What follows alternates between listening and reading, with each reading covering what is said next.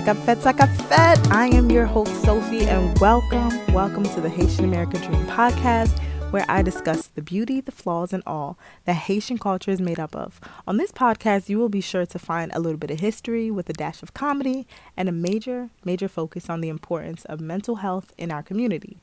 Honestly, y'all, my goal here is to just use this show as a way to spread love and light to our community through thought-provoking discussions and different topics I feel like a lot of us ignore or sweep under the rug.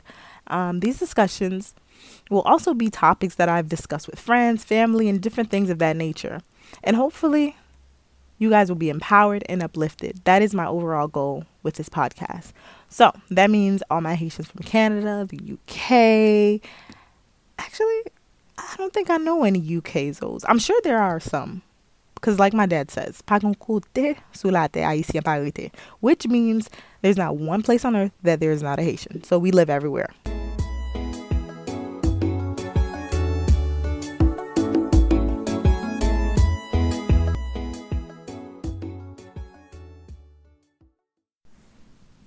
This message is supported by Soup Jumu Productions, the one, the only one-stop market for all your Jumu needs, from squash to pumpkin noodles, carrot, celery, Beth, and tout bagay else.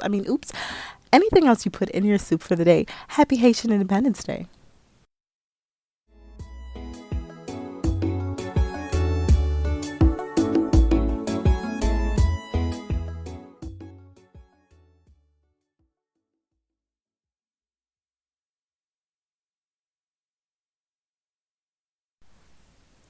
Another part of the show will feature the hottest music coming from up and coming as well as established Haitian artists around the world, from compa all the way to hip hop music and more. So each episode we're going to have what I would like to call a music magic section, because for those who know me well, I love music, and it's just something that really helps me cope, and I just love a good dance, right?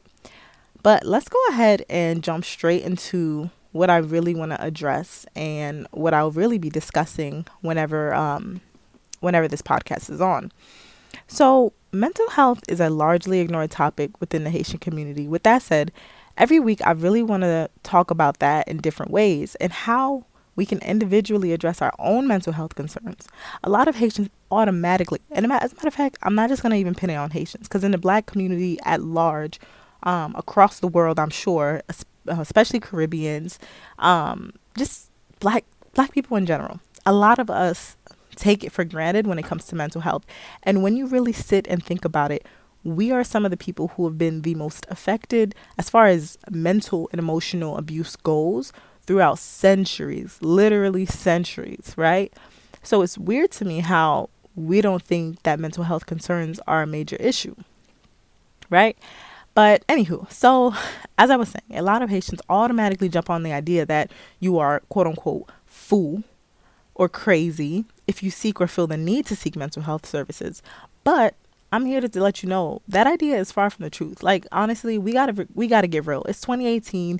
We gotta get more real with ourselves, really get in tune and touch with our feelings. Fellas, you too, this is not just for my ladies.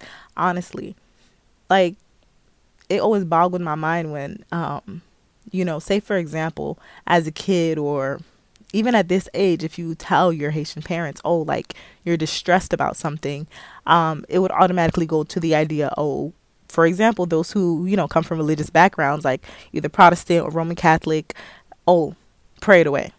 Let's pray. Let's go to God, which, hey, I was raised in a Christian household, so I get it. I totally understand. I do. But I'm also realistic when it comes to the fact that you cannot just pray certain issues away. There are other things and other factors at play. So, and it also makes me think, because for those who follow a religion, or especially Christianity, when you think about it, God also said that he helps those who help themselves as well. So we can't just continue to say, oh, I'm suffering, so I'm just going to pray and pray and pray. What are these tools? What are these resources that God has set up for us to get the help we need while we're here on earth? And also I was doing like a little bit of mini research, and I noticed also that apparently there aren't a lot of psychological resources in Haiti, which, first of all, I understand, because when it comes to what's usually going on down there, it's a need for the bare necessities, not the entire country. I know that. I don't want anyone to come at me crazy about that. But I find it crazy because even here, it's almost the same thing, that we're in this mean of survival. It's always this, I need to just survive, survive, survive. But it's like, when are we ever going to actually thrive how we did in the past? You see what I'm saying? So, like I said, I really want to get more into this, but being that this is just the intro episode, I don't want to get too deep, but I just want you all to understand that I get it. I know why mental health is usually considered taboo, quote unquote, or a white thing. Because when you think about it, most, depending on what country you live in, let's take America, for example, a lot of resources are systematically set up in the favor for those who are white. So who's going to have better access to healthcare and mental health services? Those who have more access to the wealth. But let me not get too deep. All right. So like I said, I just really want us to consider and take into consideration that this is a topic that we need to discuss more, and we need more Haitian American psychologists, psychiatrists. We need Haitians right there in Haiti as well, who are doing this work, right? Because we don't just need one thing. There's multiple things, which is why I really thought, hey, why not do this podcast and bring this topic up? Because it's not really something I hear too much about in our community. So I figure, hey, let's go ahead and start the discussion. We have to start the discussion about everything, whether it be health physically, whether it be religion, whether it be how we interact with one another. So let's start the discussion, y'all. Like, for real, let's really talk about these things. All right. Now, before I head out, there is one more thing I want to say is, all right, so before I go, I would like to pose you all this one question. And this is also going to be on my Instagram. So let me go ahead and give you all that information. So that way you can go ahead right now, actually, as we speak, and answer the question. But yeah, so when you hear the phrase Haitian American Dream, what comes to mind? What does that look like to you? For my people who obviously are here in America, and, went through, I'm just going to say the public school system, because that's the education that I know. I mean, I don't know nothing about no private school. I ain't had no money for all that. So, yeah.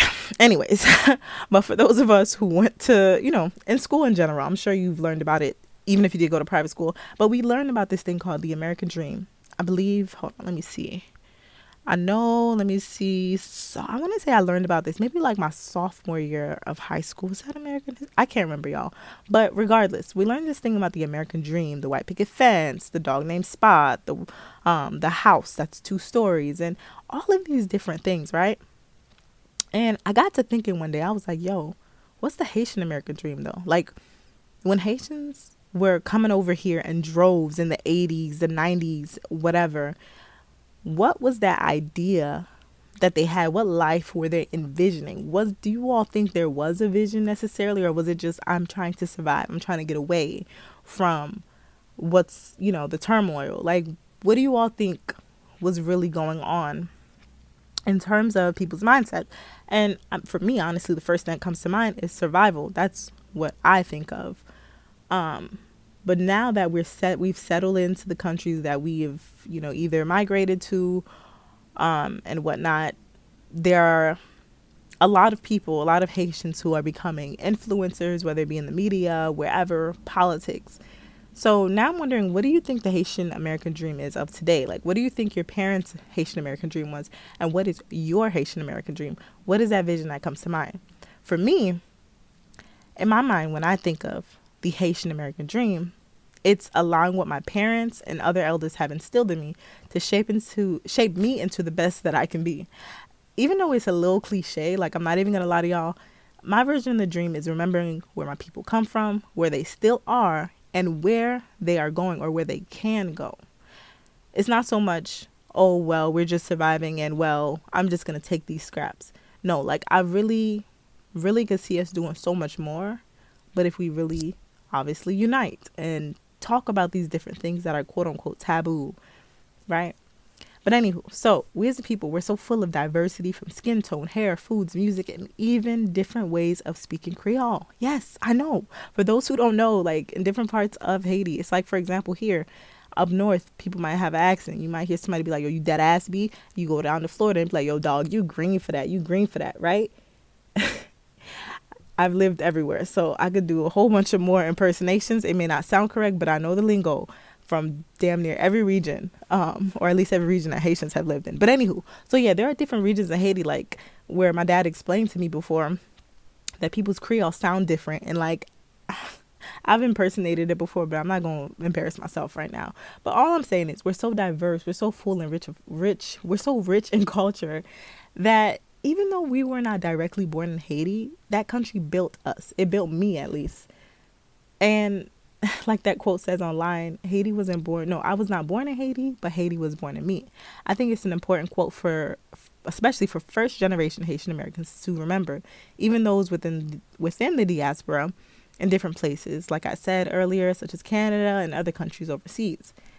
So we may not have been born there, but our parents made for damn sure that we knew what it was like to be born there. So we know that when we went home, it was like a mini Haiti, and we were raised with those certain rules and just different. It was just a different upbringing. You can tell us apart from other kids and other people because a lot of stuff we wouldn't do because we were scared we was going to get our behind tore up at home. So anywho, like I'm saying, the Haitian American dream to me is just so much. It's this beauty. It's embracing your culture to the fullest and just really putting it out there for the world to understand that, hey, this narrative that you've made of me is not what I'm going to accept. As a matter of fact, it's never been who I am. And let me show you what a true Haitian is. Let me show you how proud I am of who I am by putting in work and whatever it is that I love and that I'm invested in, whether that be I'm going to be a nurse, whether that be I'm going to be a writer, whether that be I want to be an astronaut, like whatever it might be. So our strong ability to switch over from English to Creole or even French in a blink of an eye, not me, because my mama ain't teach me French, even though she knew it, but we're not going to go into that. And the ability to know what flavor of rice is brewing in the kitchen. Our parents left Haiti, but brought it with them in their hearts, minds, and souls, helping to cultivate who we are in different parts of the world. So to me, I know I just said a whole lot, but y'all, that to me is like the Haitian American dream, is that we're literally out here embracing every part of us and bringing it to the forefront in the different, the different sectors of life that we go ahead and enter, whatever workforce, whatever school we go to, like all these things. Basically, the Haitian American dream to me is coming to America, bringing Haiti on your back and showing people the beauty of the country, but also not just waving your flag every May 18th, every January 1st, every time we hit Eastern Parkway for the Labor Day parade. It's showing the world every single day that you are proud to be Haitian by contributing to your community in different ways. All right, so let's go ahead and move on. So once again, thank you all for tuning in, and I look forward to hearing your feedback. Stay tuned for the next episode. Well, stay tuned for the first official episode, and make sure to subscribe to this podcast, leave your reviews as well, and follow me on Instagram for more information about the show. My Instagram is miss.royale, MISSROYALE. Oh, sorry, y'all. Hold on. I might need some tea gingham or something. MISS.ROYALE. That's my Instagram. You can follow me there and let's chat. Let's see, what do you all think about the show so far? And make sure you go ahead and check out the first official episode, which is also posted right after this.